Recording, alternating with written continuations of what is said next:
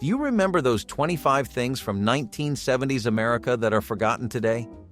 These everyday staples, from the kitchens, schools, and living rooms of the decade, shaped how families cooked, dressed, and spent their time. What does it say about us that such a vivid world could vanish so quietly?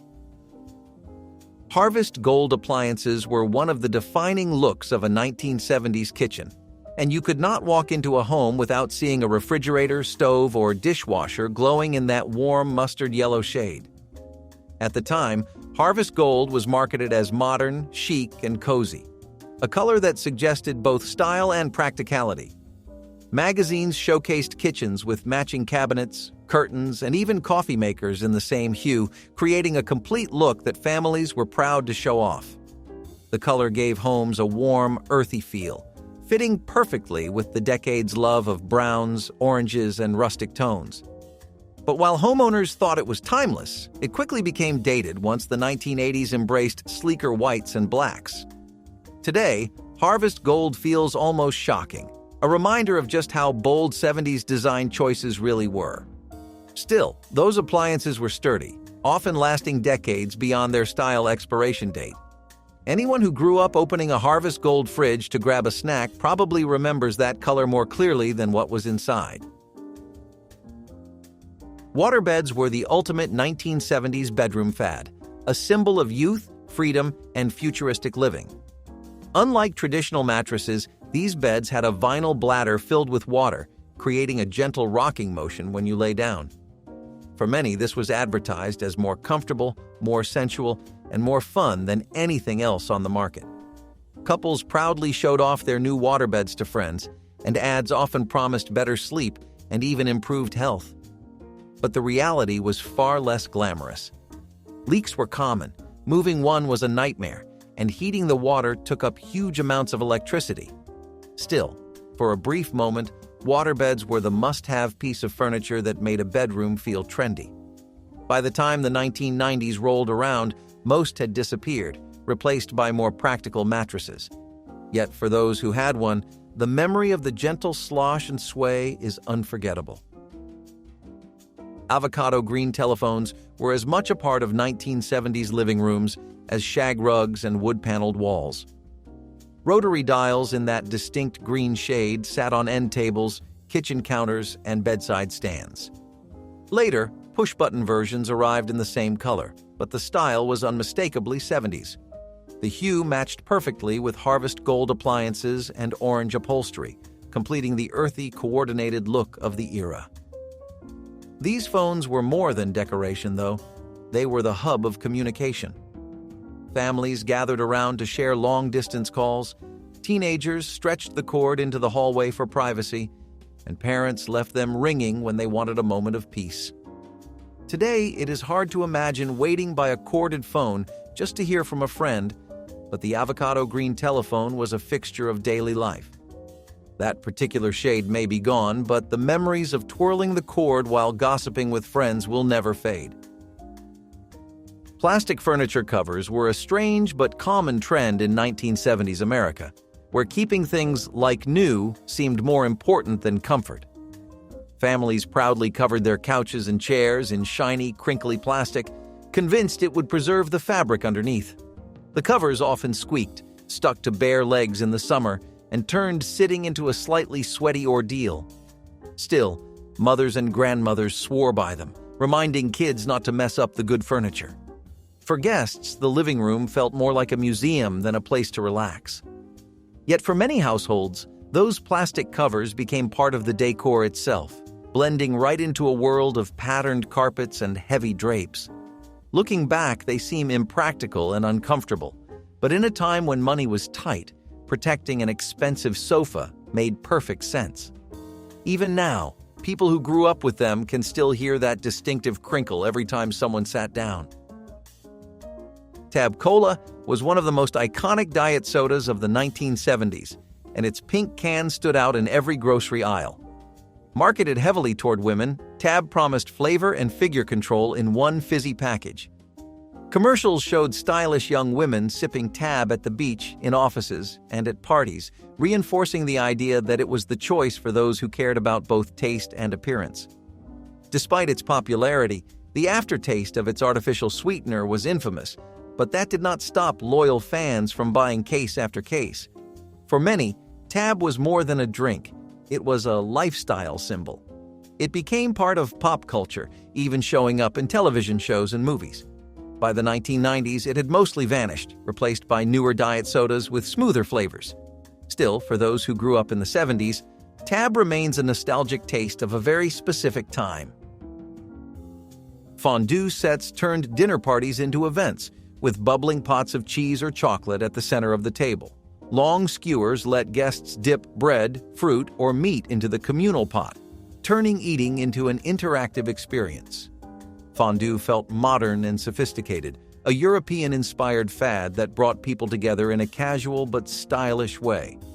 Guests often crowded around the table, waiting for their turn to dip, which made even simple meals feel like an occasion.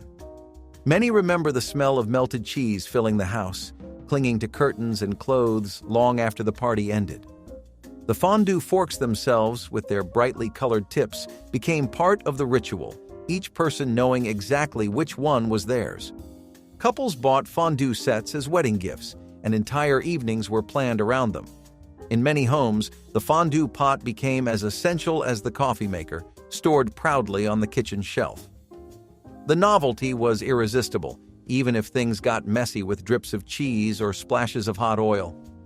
By the 1980s, fondue had largely faded, seen as too gimmicky, but in the 70s, it was a symbol of togetherness. Anyone who remembers dipping a cube of bread into a bubbling cheese pot can recall the laughter, the spills, and the sense of trying something just a little different. K-Tel compilation records were everywhere in the 1970s, offering dozens of popular songs crammed onto one affordable LP. These were advertised on television with fast-talking narrators and flashing lists of hit titles, making them impossible to ignore. For families who could not afford every new album, K-Tel records were the perfect way to stay up to date on music trends. The commercials were just as iconic as the records themselves, with booming voices declaring 20 hits, 20 stars over flashing graphics. Kids begged parents to call the number on the screen, convinced this was the only way to be part of the music scene. Even if the tracks were shortened or the sound quality a little thin, the thrill of owning that stack of hits was unbeatable.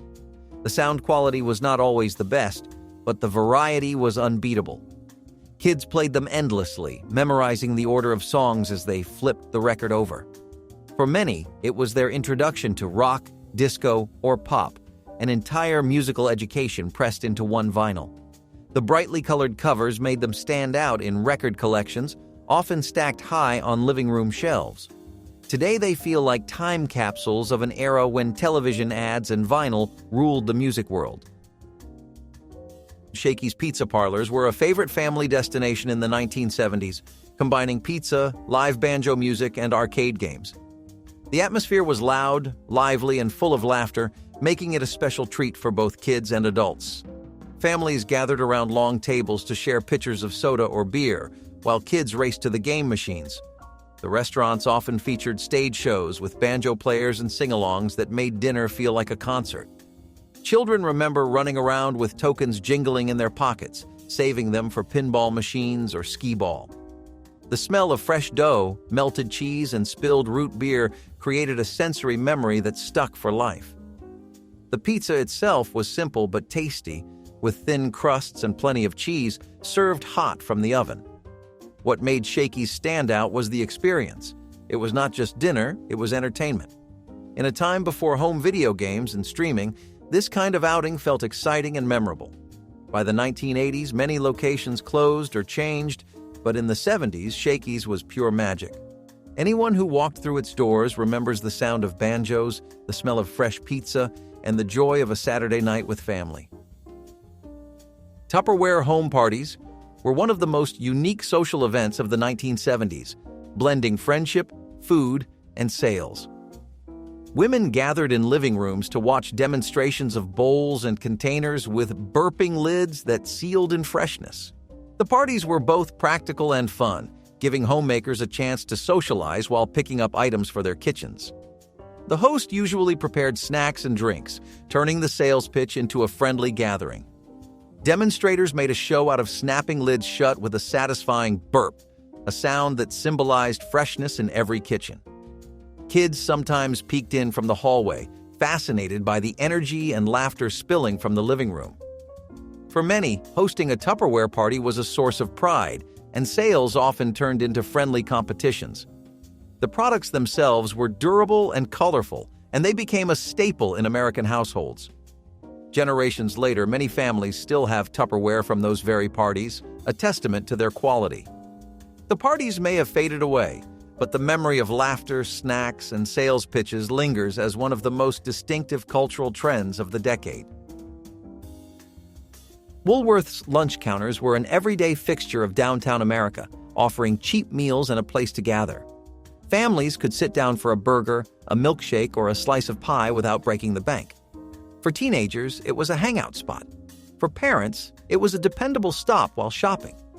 Waitresses often knew regulars by name, sliding plates across the counter with practiced ease. The clatter of dishes, the hum of conversation, and the sizzle from the griddle created a soundtrack that felt comforting. For many kids, sipping a milkshake at Woolworth's was their first taste of independence, a small moment of growing up. The counters were simple, lined with stools and buzzing with conversation, but they felt warm and welcoming. In many ways, they represented a slice of Americana that is hard to imagine today. By the late 1970s, however, Woolworth's began to decline, and with it, the lunch counter tradition disappeared. Still, for those who experienced it, the memory of sitting at a Woolworth's counter with a plate of fries is one of the most comforting snapshots of the past. Drive-up photo kiosks were tiny huts in parking lots that promised to develop your Kodak film in just 1 hour, and in the 1970s, they felt like magic. Before the days of smartphones and digital cameras, every picture was a mystery until you got the prints back. Families would pull up in their station wagons, hand over rolls of film from vacations, birthdays, and graduations, and wait eagerly to see the results. The kiosks themselves were small, often staffed by just one person inside a booth surrounded by hundreds of envelopes filled with memories. The photos were not always perfect, sometimes blurry, sometimes with thumbs in the frame, but they captured life as it happened. Parents tucked them into albums, while kids spread them across the coffee table to relive family trips. The convenience of 1-hour development made these kiosks wildly popular, especially compared to waiting weeks when sending film to a lab. They stood as symbols of how important photos were in everyday life, when every shot mattered because film was precious and limited. Today, these huts are almost entirely gone, replaced by instant digital images. But for those who grew up in the 70s, the excitement of opening a fresh pack of glossy prints from a kiosk is unforgettable. Viewmaster reels of tourist attractions were a window into the wider world for children in the 1970s, long before affordable travel or online videos. The iconic red plastic viewer clicked through cardboard reels, each tiny frame showing a vivid color slide. Kids marveled at images of Disneyland, the Grand Canyon, or the Eiffel Tower, places they might never see in real life. It was more than a toy, it was a way to dream. Parents bought new reels on family road trips or as souvenirs, and classrooms sometimes used them to teach geography and history. The sharp click as you pushed down the lever became part of the experience, each new picture revealing something wondrous. Unlike television, where images passed by quickly, the Viewmaster let kids control the pace, staring as long as they wanted at a frozen moment in time. It gave a sense of adventure, of possibility, of a world far beyond their own backyard. Today, Viewmasters are often remembered as nostalgic collectibles, but in the 70s, they were portals, sparking curiosity and imagination in ways that shaped entire childhoods. School film strips were an essential part of classroom life in the 1970s, and their arrival usually meant a welcome break from textbooks. Teachers would dim the lights, roll down the projector screen, and load a film strip reel while students waited in anticipation. Each frame advanced with a loud beep, prompting the teacher to click to the next slide.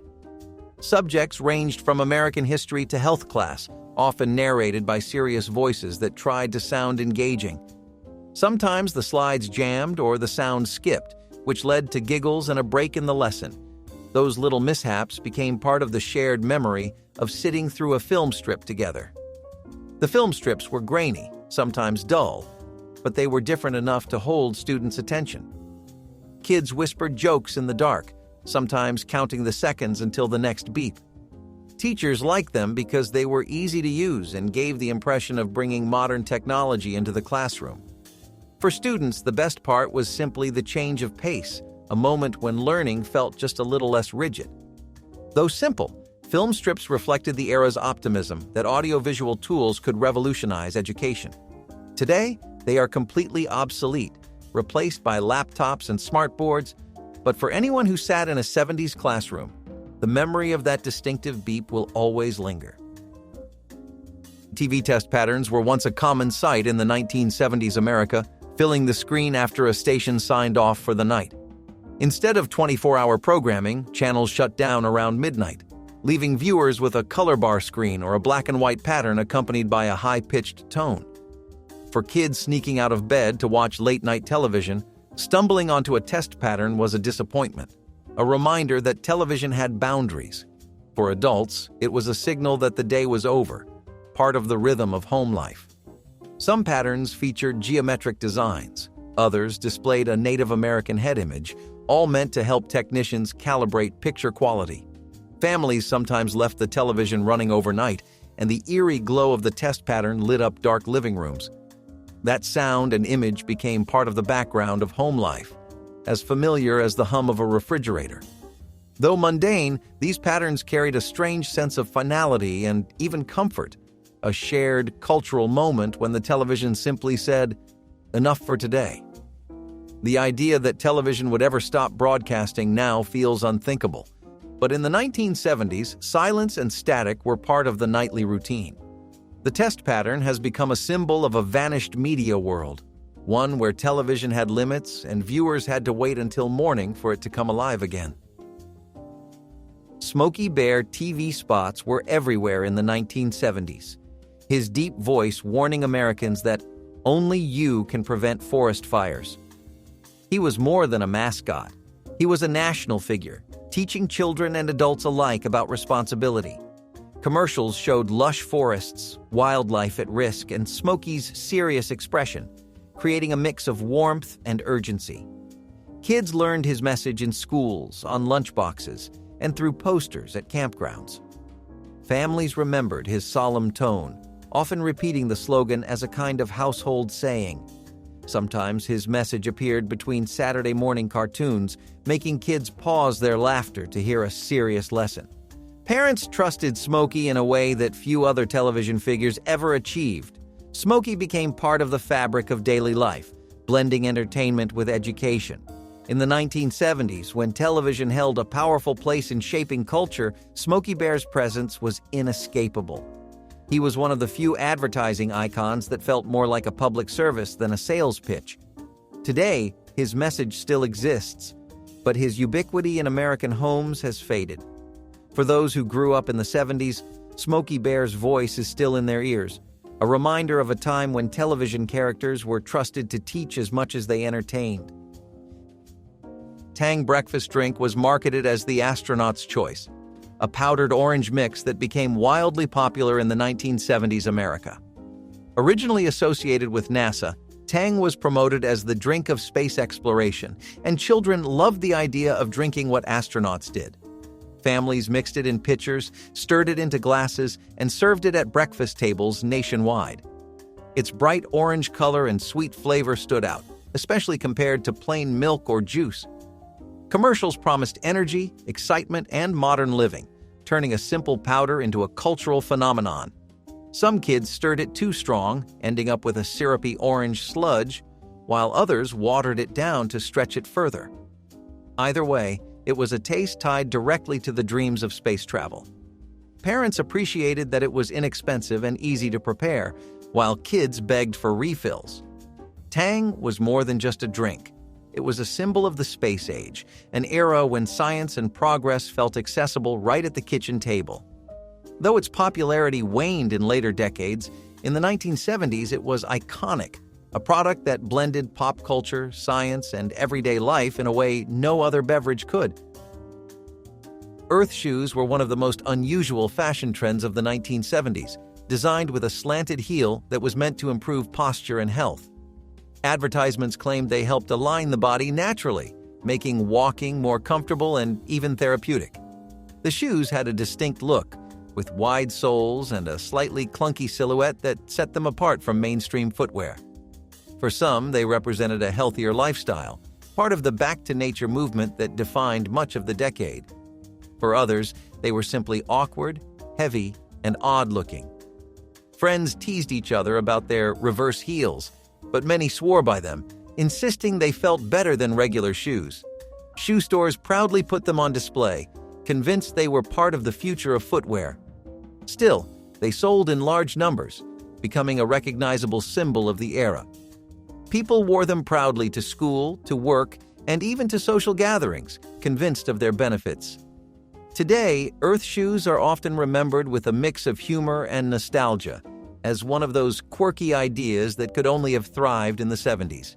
They may not have revolutionized health, but they left their footprint on a decade defined by experimentation.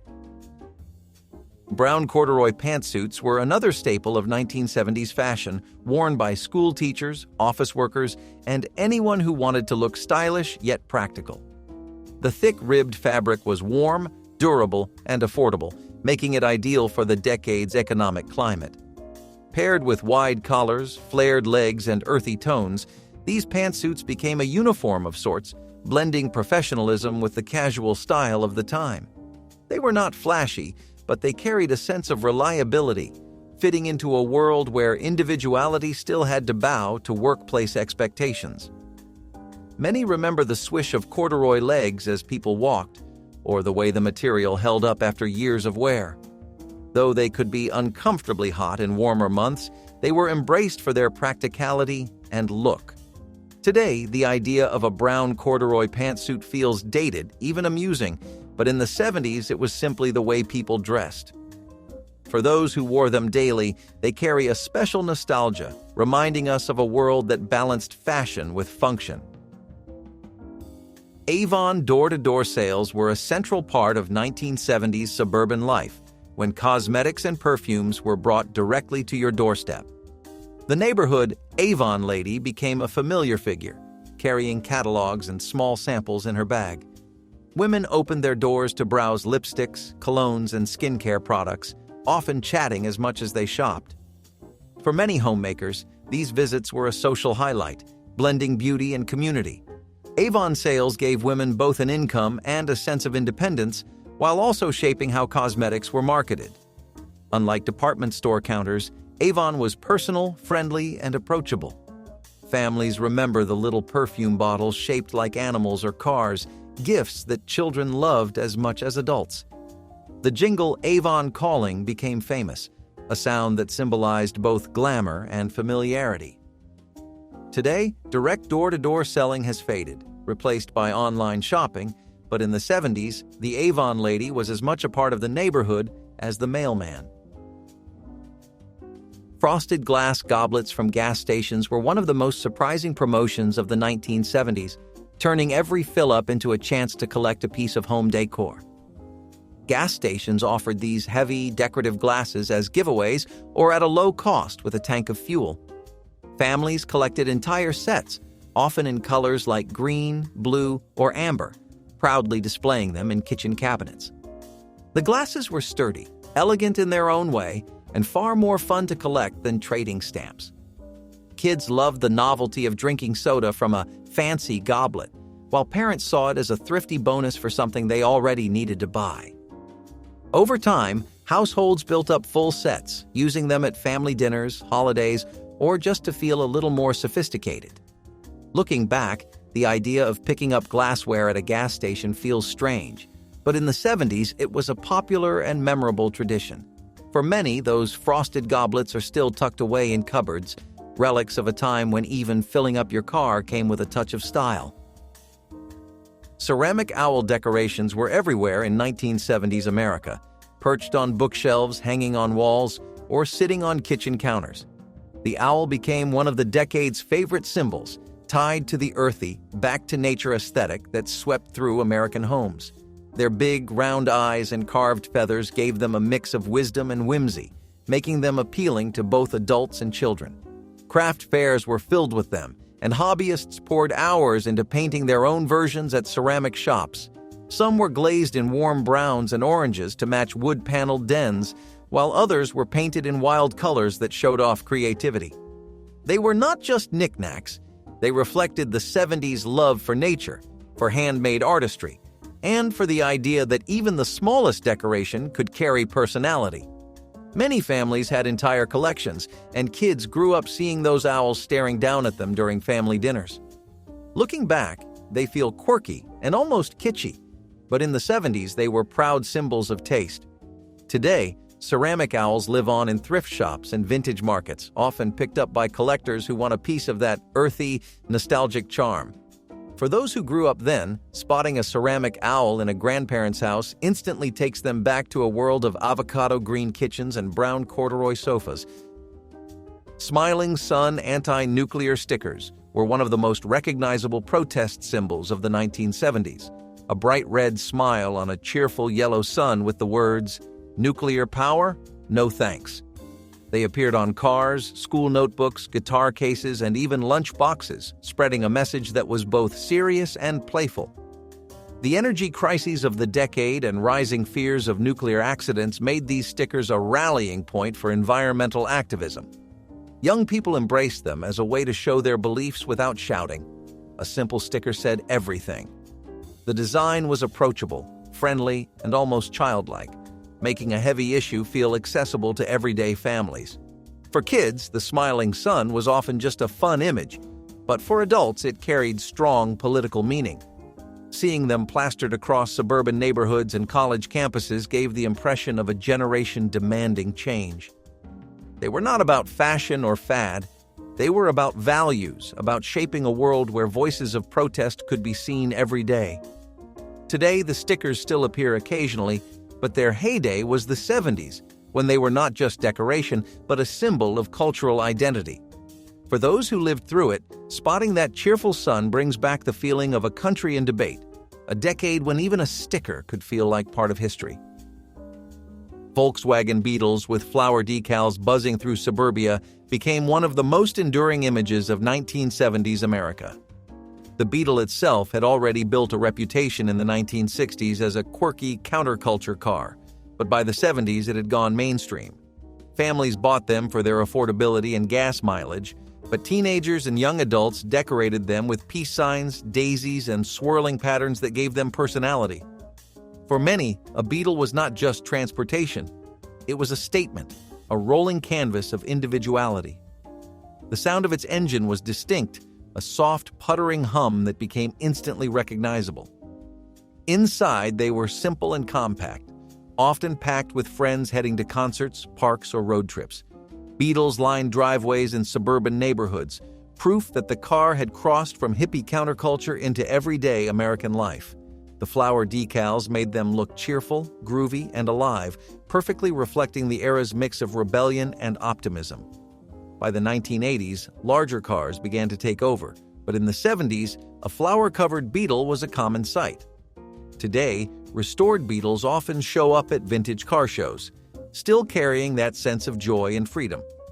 For those who grew up then, the memory of piling into a Beetle with painted daisies on its hood is one of the purest snapshots of youth. Lincoln logs and erector sets in tin boxes were some of the most beloved toys of the 1970s childhood, combining creativity with a sense of durability that modern packaging lacks. Lincoln logs came in sturdy canisters, filled with wooden pieces that let kids build cabins, forts, and entire frontier towns. Erector sets, with their metal beams, nuts, and bolts, allowed for more complex creations, from towers to working bridges. The tin boxes they came in were part of the charm, heavy, lasting, and often doubling as storage for other toys once the pieces were scattered. For kids, opening one of those tins felt like opening a toolbox for imagination. Parents liked them because they encouraged problem-solving and hands-on building in an era before screens dominated playtime. Friends gathered on living room floors, competing to see who could make the tallest tower or the most elaborate cabin. These toys carried a sense of permanence, meant to be passed down to younger siblings, their tin containers scratched and dented but still strong. By the 1980s, plastic toys and cheaper packaging began to replace them, but in the 70s, they were staples of childhood. Today, they evoke a simpler time when a tin box full of wood or metal was all a child needed for hours of adventure. For many, the sound of rattling pieces inside those containers still triggers an instant wave of nostalgia. Hand-cranked ice crushers were a fixture in many 1970s kitchens, small gadgets that sat on counters or mounted to walls, ready to turn big cubes into crushed ice. At a time when automatic ice makers were rare, these devices brought a touch of novelty and fun to everyday drinks. Kids loved turning the handle, listening to the crack and crunch as ice splintered into flakes. Parents used them for cocktails, sodas, and the popular iced tea and lemonade pitchers that defined summer gatherings. The crushed ice felt fancy, elevating even simple beverages into something special. Parties often featured snow cone-style treats made right at home, with flavored syrups drizzled over piles of freshly crushed ice. The gadget itself was usually colorful, made of sturdy plastic or metal, adding to the 70s kitchen decor. Families kept them on countertops like prized appliances, a symbol of convenience in an age before everything was automatic. By the 1980s, refrigerators with built-in ice makers made hand-cranked crushers unnecessary, and they slowly disappeared. Still, they left behind a distinct memory of simple pleasure, of effort blending with reward. For those who grew up with one, the sound of hand-crushing ice is forever tied to warm kitchens, tall glasses, and the special feeling of a homemade treat. Reused aluminum foil was as much a part of the kitchen as salt or sugar. After baking or covering a dish, the foil was carefully smoothed, folded, and set aside for the next use. It might be lined with faint grease spots or wrinkles, but that did not matter. Poor families knew foil was expensive, and wasting it was unthinkable. Some sheets were washed so many times they had holes, patched with another layer of foil to make them last. Kids learned to flatten them out carefully with their palms, trying to make them look new. Drawers filled with wrinkled stacks became proof of just how far thrift could be stretched. Sheets were stored in drawers, flattened until they looked almost new, and used again to cover casseroles, wrap sandwiches, or line pans. Children were scolded if they threw it away, because every scrap had value. Guests at potlucks often recognized reused foil, smiling knowingly because their own kitchens had the same habit. It was another small act of thrift that kept households afloat, a reminder that every resource was stretched as far as it could possibly go. Today, people laugh, but back then, saving foil was simply smart. Few items had as many lives in a poor kitchen as the mason jar. Originally made for canning and preserving food, these glass jars became the all-purpose tool of the 1970s. If you did not have money for new containers, mason jars stepped in. They stored leftovers, held drinking water, and even doubled as makeshift vases when flowers came in from the garden. For families who still canned vegetables, fruits, or jams, they were the backbone of survival, lined up neatly on shelves, filled with food that would stretch through winter. Kids remember rows of brightly colored preserves glowing in dimly lit pantries, each jar a small promise that no one would go hungry. The jars were heavy, durable, and endlessly reusable. Lids might bend or wear out, but new ones were cheap compared to buying entire new sets of dishes or cups.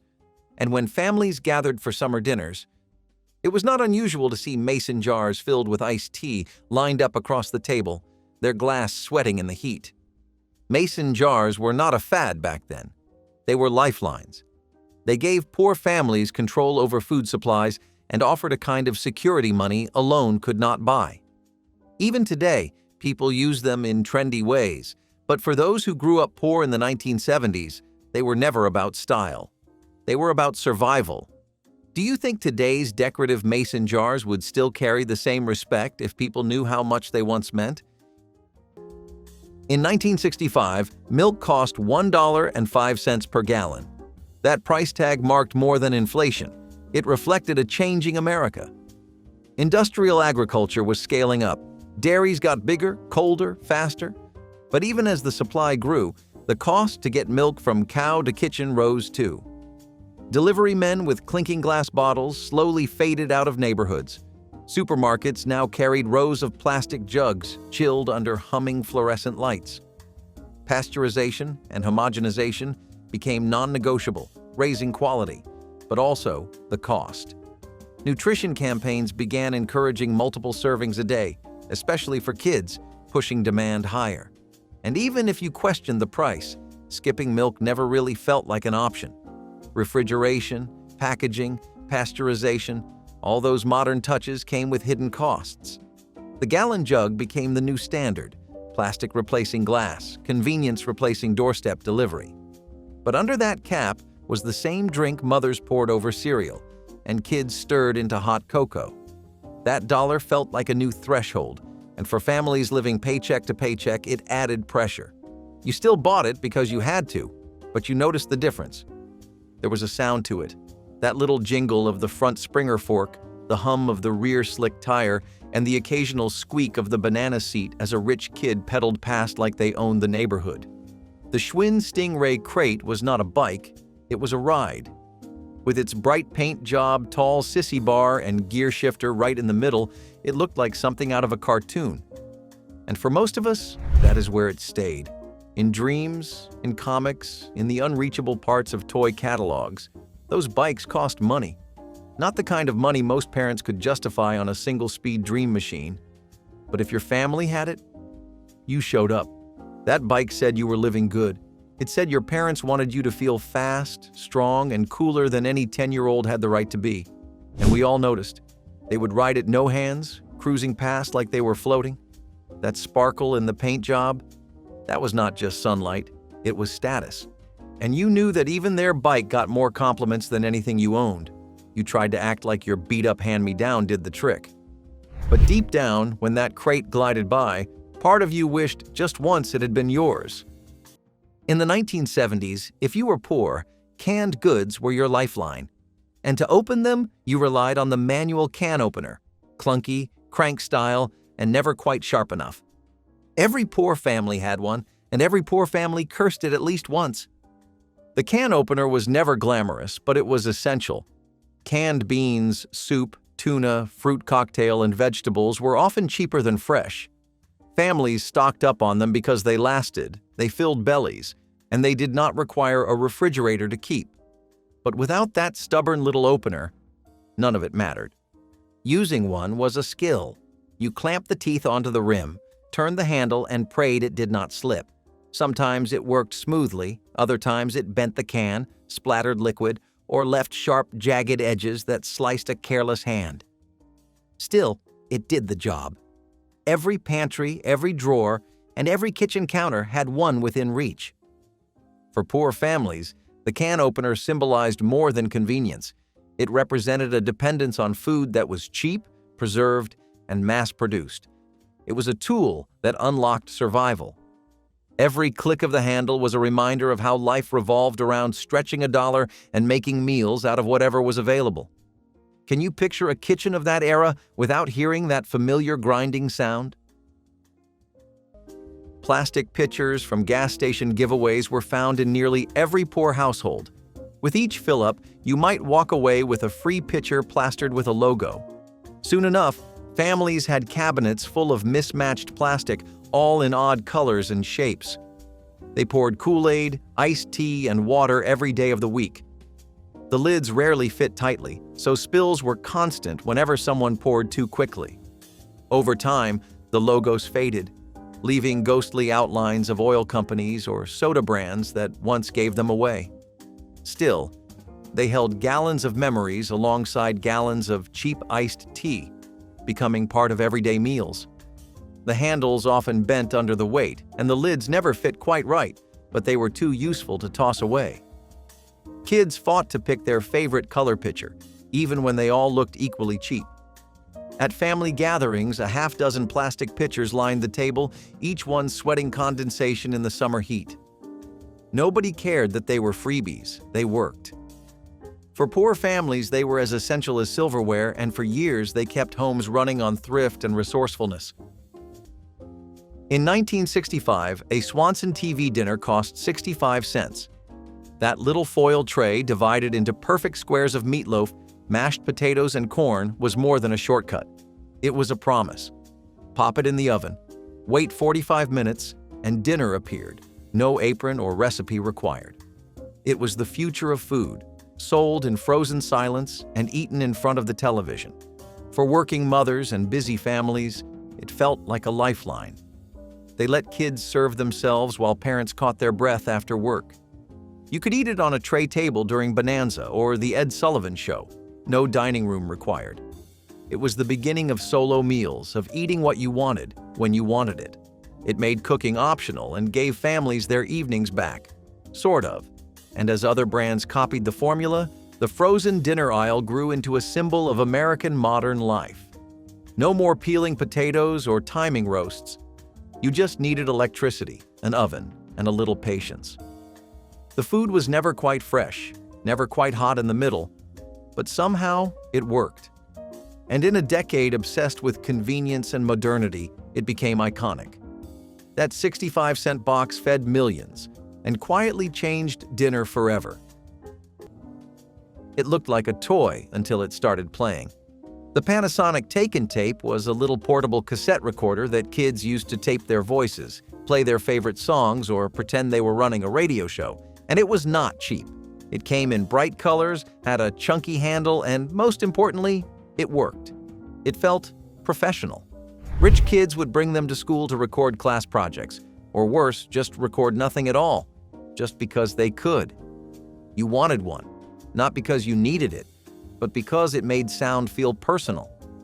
These were the first steps toward a world where kids could make things, songs, stories, messages, and hear them played back. It was powerful. If you had one, you felt like your voice mattered. If you did not, you just watched and wondered how it felt to press record and actually have something worth taping. Repaired toasters with electrical tape were a safety hazard that nobody thought twice about. When a wire frayed or the cord cracked, fathers wrapped it tightly in black tape and declared it good as new. Families continued to pop bread in without hesitation, ignoring the occasional spark or burnt smell. Sometimes the tape itself melted a little, leaving a sticky residue on the counter that no one bothered to clean. If the toaster managed to last another year, the repair was celebrated as proof of Dad's ingenuity. Replacing appliances simply was not an option. You stretched what you had until it refused to work another day.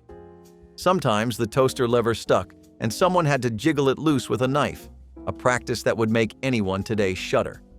Kids watched nervously, but trusted their parents' word that it was fine. If the toast came out golden instead of blackened, the repair was considered a success. Buying a new appliance was out of reach, so repairs kept kitchens alive. Looking back, it is a wonder more people did not get shocked, but at the time, fixing instead of replacing was simply how families survived. Every kitchen cabinet in a poor family's home had its share of mismatched mugs, most of them given away for free at gas stations. They came as part of promotions. Fill up your tank a few times, and you got a mug with the station's logo stamped on the side. For families who could not afford full matching sets of dishware, these mugs were treasures. Bold block letters, clunky handles, and cheesy slogans made them instantly recognizable. But they held coffee just fine, and that was all that mattered. Fathers drank black coffee from them before heading off to work. Mothers sipped instant coffee while keeping an eye on the stove, and kids often ended up using the same mugs for hot cocoa on cold winter nights. Over time, these mugs chipped, cracked, and faded, yet they stuck around. In a way, they became family artifacts. What made them special was how they reflected a moment in time. They were more than free mugs. They were proof of how resourcefulness turned marketing gimmicks into daily life tools. They were also a reminder that the poor could not always choose matching or perfect things. Instead, they created comfort and meaning out of whatever they had. Looking back, do you think those chipped mugs held more warmth than the designer sets people buy today? In 1950, a can of Spam cost 25 cents. It was still the pantry champion in the aftermath of war, a salty, shelf-stable block that could be dinner in a pinch. Fried for breakfast, diced into casseroles, or layered on toast, Spam held a strange kind of charm. Families trusted it because it was familiar, affordable, and always there. The label didn't promise gourmet, but it did promise full bellies. It was often the first meat kids learned to cook with. Easy, safe, and hard to mess up. Recipes using Spam passed down like family secrets, from fried rice to mock ham loaf. Leftover slices were tucked into lunchboxes or reheated for breakfast, making one can stretch for days. Military veterans, used to eating Spam in mess halls, kept buying it out of habit and nostalgia. And while it wasn't glamorous, its reliability made it a staple in homes that still remembered wartime scarcity. Spam tasted like survival, and for many households still recovering financially, that meant something. It might not have been anyone's favorite meal, but it was often the only option, and that made it unforgettable. You could spot them from across the school hallway, the shine, the cut, the label stitched loud and proud across the back pocket. Jordache and Sasson were not just jeans, they were declarations. They told you who had money, who had fashion, and who had parents that shopped at the kind of department stores that did not take coupons. These jeans were tight, flashy, and often came with matching jackets. They fit like they were made just for you, if you had a trust fund. Everyone else wore generic denim that sagged or bunched or looked like it had been handed down for 3 siblings. But the rich kids? They walked through the halls like they were on a runway. They had the attitude to match. If you had these jeans, people noticed, and if you did not, well, you noticed more. Because nothing makes you feel more like an outsider than standing next to someone who is wearing your parents' entire grocery budget just on their legs. Worn quilts made from scraps were treasures stitched together by hand. Bits of old shirts, faded dresses, and worn-out sheets were cut into squares and sewn into colorful patchwork blankets. They were heavy, imperfect, and sometimes scratchy, but they carried stories in every piece of fabric. No 2 quilts ever looked alike, and that uniqueness made them feel almost magical to children who bundled under them. They smelled faintly of cedar chests where they were stored, carrying a scent of both history and home. Families saw them as proof that nothing was wasted. Every scrap could be turned into comfort. Mothers and grandmothers saved every scrap, no matter how small, because they knew it could one day keep a child warm. Kids traced patterns on the quilt before falling asleep, recognizing a piece of Dad's old work shirt or Mom's apron. Every winter, those quilts came out in stacks, piled high on beds to fight the cold nights without running up the heating bill. They were not just blankets, they were history stitched by hand. To this day, some of those quilts survive, softer and thinner, but still holding the warmth of a family's past. Pickle jars were everywhere, and once the pickles were gone, the jar itself lived on. Poor families in the 1970s rarely wasted glass of any kind, and pickle jars were among the most versatile items in the kitchen. They were wide, sturdy, and sealed tightly enough to keep just about anything safe. Soups and beans often ended up in them. Some people used them for dry storage, sugar, rice, or flour when other containers were not available. And in more than a few households, pickle jars ended up holding nails, screws, and bolts in drawers because there was no budget for fancy storage bins.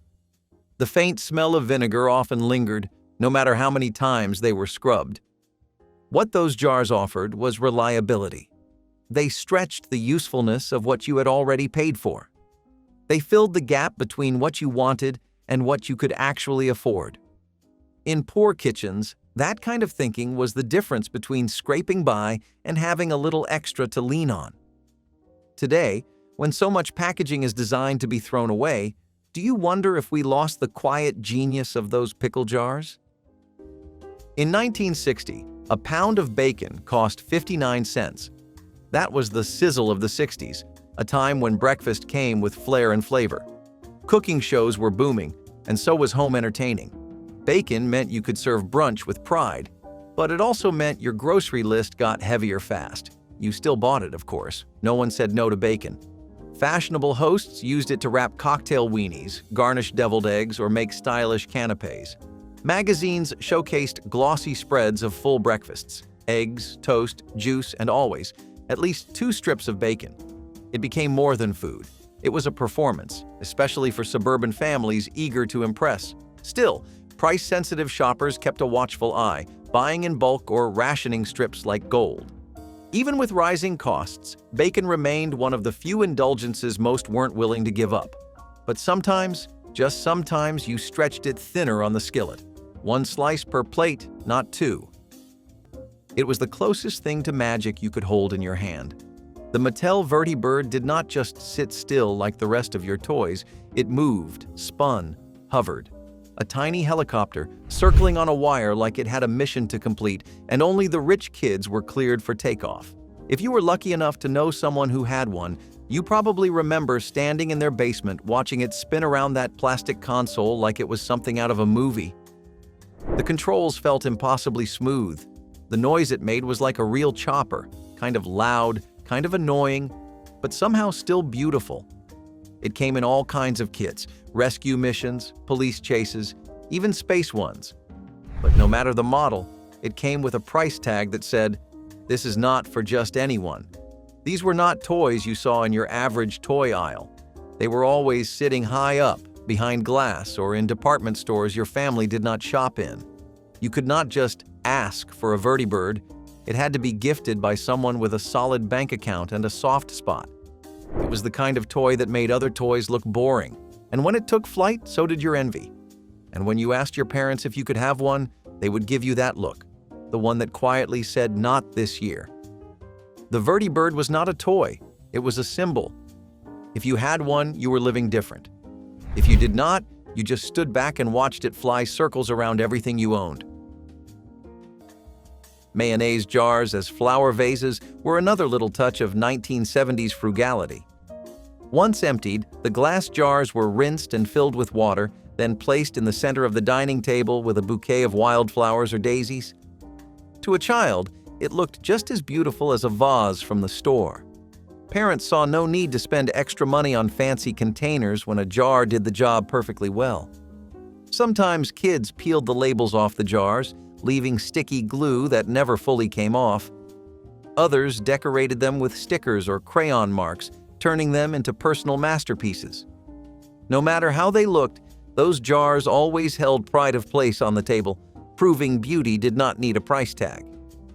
A handful of flowers from the yard, tucked into a mayonnaise jar, turned even the simplest supper into something special. Some jars were painted or wrapped in ribbons to dress them up for Sunday dinners or birthdays. Others were left plain, standing proudly as a reminder that beauty could be made from anything at hand. Guests smiled politely, but no one laughed, because almost everyone had seen a mayonnaise jar holding flowers in their lifetime. In homes where every penny mattered, jars became decoration, and practicality blended seamlessly with pride. You could walk into nearly any refrigerator in a working-class home in the 1970s, open the door, and there it was, stacks of plastic butter tubs filled with leftovers. It was never just butter inside anymore. Mashed potatoes, stews, a bit of soup, or even yesterday's spaghetti. All of it lived inside a container that used to hold margarine. To poor families, it was the most sensible kind of recycling. You scrubbed it out, dried it, and gave it a second life.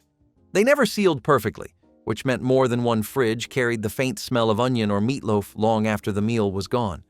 Kids would know the disappointment of grabbing what looked like butter for toast and finding last night's beans instead. Still, these tubs represented survival. They were an answer to expensive glass Tupperware that only better-off families could afford.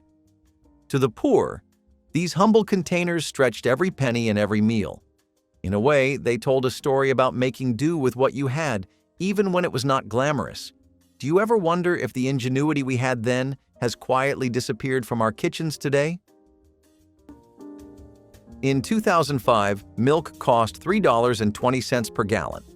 It was a steep climb from the days of $1 jugs, and families felt the squeeze.